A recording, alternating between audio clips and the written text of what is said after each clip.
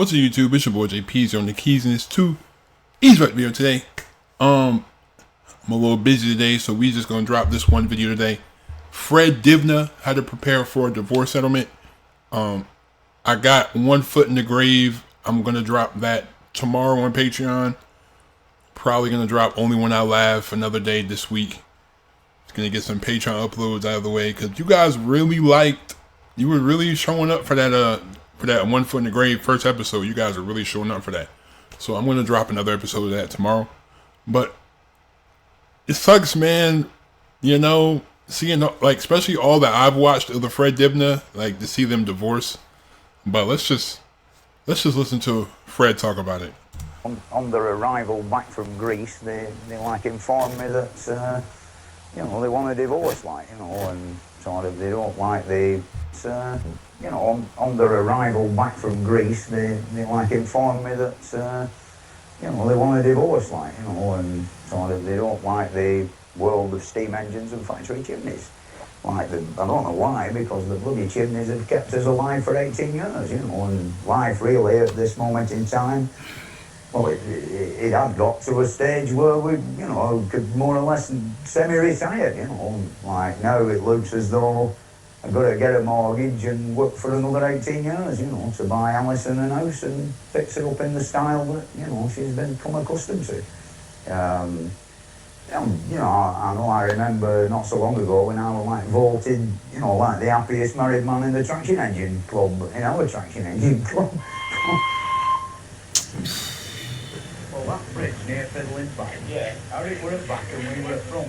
We went over this bridge, the bloody great cornfield there, you know, and the bastard were on fire, you know, it were burning, yeah. And we were in pub having a pint, and he come running up road, and we all like run back, with bloody jackets on it, put it out, or else we'd have got done for destroying the cornfield. They did have had it, burned it all. Have you ridden it? Yeah, alright. Well, pull mattress off shelf and put it on top of the Fred, look what you don't ball on, do you alright? They're all wet. Are they? Yeah. Bad? Yeah. Oh, Not be that bad, really. Just leave the bucket there till it stopped dripping. well, there's two drips as well, straight Yeah. on the big bed and on the counter. Well, what about that bucket there? No, it don't leak. All right. I didn't think how dirty it was. Oh, it'll be all right. Well, it's better dirty than wet, isn't it? The only way, Fred, you can find out where your caravan roof leaks. Right over my bloody bed it is. Not further. Well, depends which side you get on the missus on it. Yeah, no, she sleeps on her own on the floor.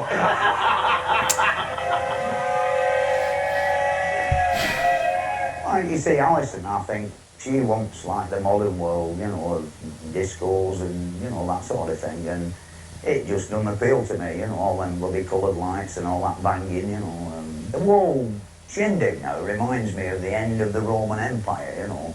Half of them have gone queer and there's bloody pubs for queers and all of that, and sort of the other half, the soul sort of mind is working all the time towards pleasure. Everything has to be pleasure. Somebody's got to bloody pay for the pleasure, you know. Somebody's got to go and work and earn the cost. I mean, you ain't lying. You ain't lying. You ain't lying, bruh. In the following weeks, it became clear that Alison really was determined to shake off the soot of the place and to depart forever beyond earshot of Fred's steam operations. He began to muster his assets for a divorce settlement, including, sadly, his 1927 AJS motorbike. The same machine, it round about 1924, but with an overhead valve engine, won the Isle of Man TT. Yeah, made when England made the best motorbikes in the world. Not so no more. I once went to Leeds on this, you know. Hell of a journey, over Blackstone Edge, you know. In bloody winter and all. Yeah, my hands were frozen to handlebars.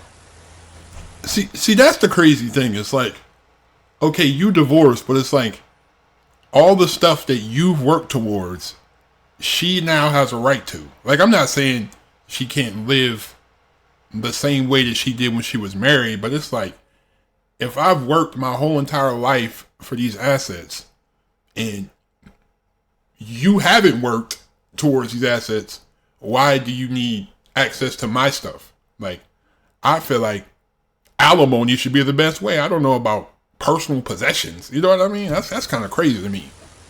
That's just crazy to me. See why they invented them wheels with all the 3 spokes in, can't you?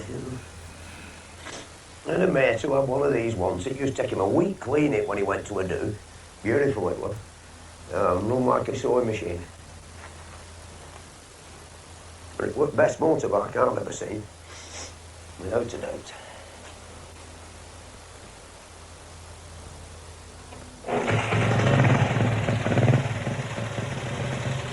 And I bet you she never even rode that bike.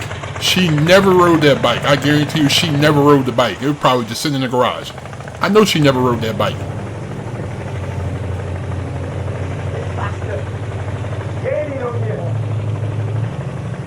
This bike, up till 1969, I rode it for 10 years every day, you know, when I first started steeplejacking. Used to take the ladders on a wagon and go to work on this, you see.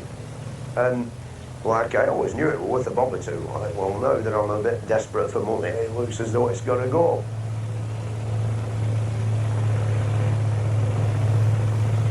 It's a bit sad, really, but, you know, somebody's got to suffer somehow in these do's, haven't they?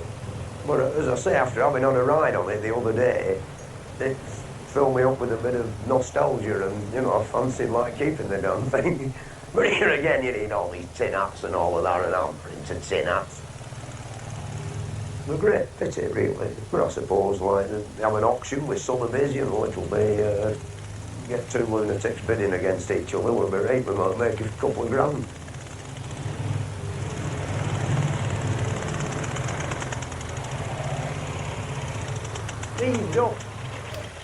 It was a shame, really. It's one of the few things I'm had to part with that I really liked. And, you know, we got the thing there and there were a hell of a crowd. In fact, there were that many people there, you couldn't move hardly. And I got £1,700. They were knocked down at 1,700 quid. So the man from Macclesfield. I'll weigh that into the Building Society for the war efforts. You know, I'll not see any of it, but at least it'll help with the payments. And all, and sort of I went away with the engine the other Friday to open a solid fuel shop at Bury, and when I come back she'd moved on.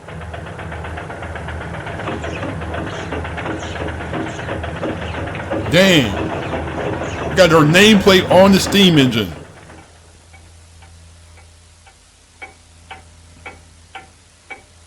Shaking my head, man.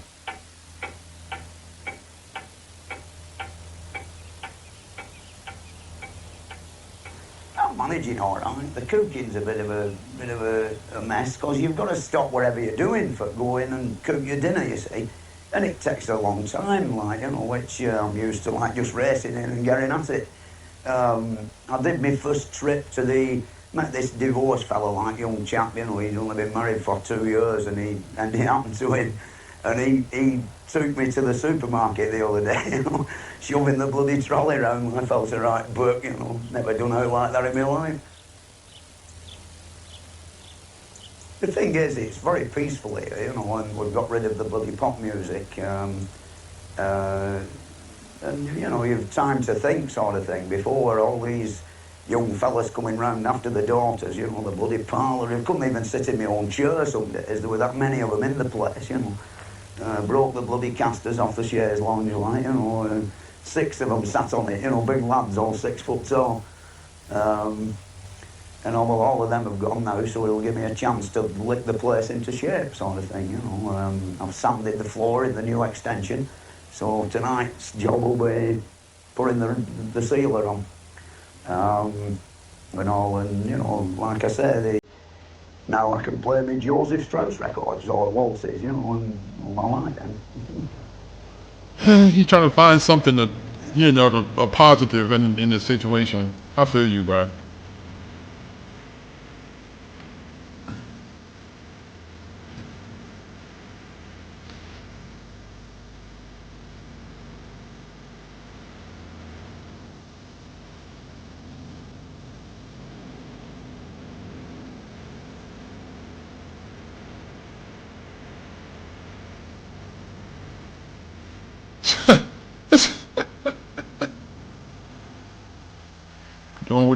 what he does, you know.